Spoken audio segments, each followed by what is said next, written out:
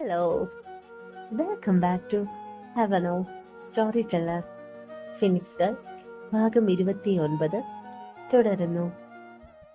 മുറിയിൽ മിയയുടെ ഏങ്ങലടികൾ മുഴങ്ങിക്കൊണ്ടിരുന്നു. ആ അവസ്ഥ കണ്ടുകൊണ്ട് മൗനി അവൾക്ക് മുന്നിലായി ഒരു പ്രതിമ പോലെ നിലകൊണ്ടു. കണ്ണുകൾ നിറയുന്നുണ്ടെങ്കിലും ഒരിക്കൽ പോലും അവൾ കരയാൻ ആഗ്രഹിച്ചില്ല. നിറയുന്ന കണ്ണുകളെ അവയെ തുളുമ്പാൻ സമ്മതിക്കാതെ അവൾ അങ്ങനെ തന്നെ നിന്നു. കിച്ചു, അവൻ ഓർമ്മകൾ കിടന്നുലയാൻ തുടങ്ങി. എന്നെങ്കിലും കാണണമെന്ന് താൻ അത്രയും ആഗ്രഹിച്ചിരുന്നു, ആശിച്ചിരുന്നു, കാത്തിരുന്നു. എന്നിട്ടും എന്തിനു വേണ്ടിയാണ് ദൈവമേ, ഞാൻ എന്താണ് ചെയ്തത്? എല്ലാവരെയും നോക്കാൻ വേണ്ടിയല്ലേ ഈ വേഷം പോലും കെട്ടിയാടിയത്?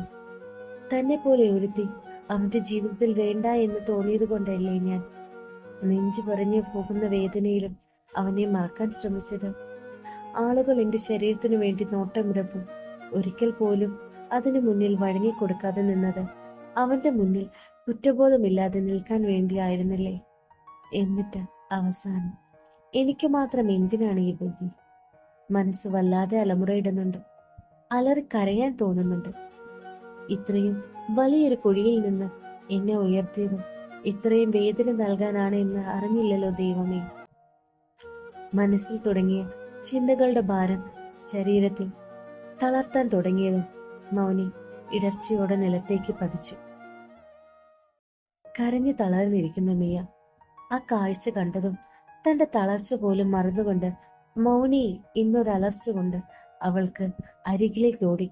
എന്നാൽ അവൾ എത്തുന്നതിന് മുമ്പ് തന്നെ മൗനി നിലത്തേക്ക് പതിച്ചിരുന്നു.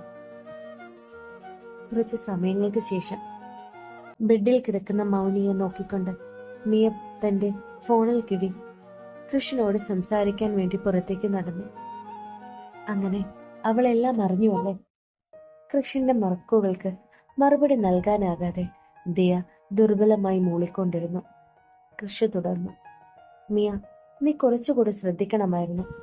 അവളുടെ മാനസികാവസ്ഥ അത് വളരെ മോശമാണ്. അത് പിന്നെയും പഴയതുപോലെ ആയാൽ നമ്മൾ ഈ ചെയ്തതെല്ലാം വെറുതെ ആകില്ലേ? എനിക്കറിയാം, കൃഷ് പറ്റിപ്പോയി. ഈ സിറ്റുവേഷനിൽ എങ്ങനെ എന്റെ കയ്യിൽ നിൽക്കുമെന്ന് എനിക്കറിയില്ല. ഞാൻ വരാം, നീ പേടിക്കാതെ. തന്റെ മനസ്സറിഞ്ഞു പറഞ്ഞ നിമിഷം കൃഷിനോട് അവൾക്ക് വല്ലാത്ത സ്നേഹം തോന്നിപ്പോയി. അതിന്റെ ഒപ്പം തന്നെ ചില ഓർമ്മകൾ കടന്നപ്പോൾ അവളുടെ മുഖം പിന്നെയും വേദനയിൽ നിറഞ്ഞു. കുറച്ച് നിമിഷങ്ങൾ അവിടെ ചിലവഴിച്ചതിന് ശേഷം മൗനിക്ക് അരികിലായി ചെന്നു. അവൾ അവിടെ ചെല്ലുമ്പോൾ മൗനി എഴുന്നേറ്റിരുന്നു. ജനാലയിൽ കൂടി പുറത്തേക്ക് നോക്കിക്കൊണ്ടിരിക്കുകയായിരുന്നു. പെട്ടെന്നൊരു നിമിഷം അവളെ എങ്ങനെ ഫേസ് ചെയ്യും എന്നുള്ള വേദനയിൽ ഒരു നിമിഷം അവിടെ നിന്നുവെങ്കിലും മിയ പതിയെ മൗനിക്കരികിലായി ചെന്നു. മിയ അരികിൽ വന്നതറിഞ്ഞതും മൗനി തിരിഞ്ഞു നോക്കി. അവളുടെ മുഖം വിഷാദം കൊണ്ട് നിറഞ്ഞിരുന്നു. മൗനി. മിയയുടെ വിളി കേട്ട് മൗനി മറുപടി നൽകി. മിയ, നിനക്കെന്നെ എനിക്കറിയില്ല. മിയ, നിനക്കെന്നെ നേരത്തെ അറിയാമായിരുന്നോ? കിച്ചു, അവൻ പറഞ്ഞിട്ടാണോ നീ എന്നെ തേടി വന്നത്? മൗനിയുടെ ചോദ്യങ്ങൾക്ക് മിയ മറുപടി നൽകാൻ കുറച്ച് നിമിഷമെടുത്തു. ശേഷം തുടർന്നു. അറിയാമായിരുന്നു നീ ആരാണ്, എന്താണ് എന്ന്. അറിഞ്ഞുകൊണ്ട് തന്നെയാണ് ഞാൻ നിനക്കരികിലേക്ക് വന്നത്. എന്തിന്? എന്റെ കിച്ചു പറഞ്ഞതുകൊണ്ടാണ്. അതെ, നിന്റെ കിച്ചു. അറിയാം, അവൻ നിന്റെയാണ് എന്നുള്ള ഉറപ്പ് കൊണ്ടാണ് നിനക്കൊപ്പമുള്ള ഓരോ നിമിഷം ഞാൻ നിൽക്കുന്നത്. മനസ്സിലായില്ല? അപ്പോൾ നീ എനിക്ക് വേണ്ടിയാണോ വന്നത്? അല്ല.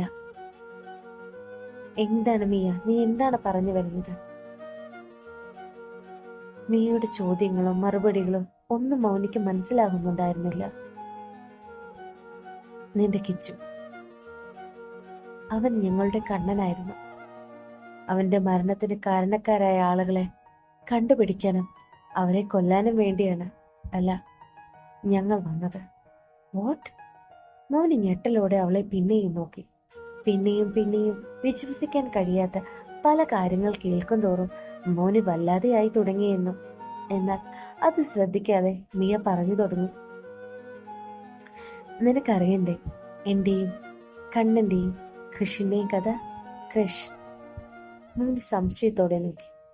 അവൻ അവൻ വന്നത് അവന്റെ സുഹൃത്തിന്റെ മരണം അതിന് കാരണമായവരെ തേടിയാണ്. പക്ഷെ ഞാൻ വന്നത് എന്റെ പ്രണയത്തിന് വേണ്ടിയാണ്. മിയ പതിയെ മറുപടി നൽകി. നീ എന്താ പറഞ്ഞത്? മോന് സംശയത്തോടെ അവളെ നോക്കി. അതിമൗനി, നിന്റെ കിച്ചു എന്റെ പ്രണയമായിരുന്നു. അവനെ എനിക്കിഷ്ടമായിരുന്നു. പക്ഷേ അവന്റെ പ്രണയം നീയായിരുന്നു. മൗനി വല്ലാത്തൊരു ഭാവത്തോടെ അവളെ നോക്കി. അവൾക്കറിയാവുന്ന മിയയായിരുന്നില്ല ആ നിമിഷങ്ങളിൽ അവളുടെ മുന്നിൽ നിന്നത്.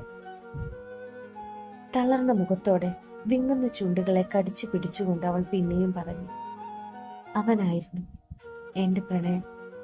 എന്റെ എല്ലാമായിരുന്നു അവൻ. എന്റെ കണ്ണൻ, എന്നെ ഇപ്പോഴും കൊല്ലാതെ കൊല്ലുന്ന എന്റെ പ്രണയം. മിയയുടെ വാക്കുകൾ മൗനിയെ തകർക്കാൻ കഴിയുന്ന അത്രയും ശക്തിയുണ്ടായിരുന്നു. അവൾ വിശ്വസിക്കാൻ കഴിയാത്ത പോലെ മിയയുടെ മുഖത്തേക്ക് നോക്കി. തുടരുന്നു. അടുത്ത ഭാഗത്തിനായി കാത്തിരിക്കൂ.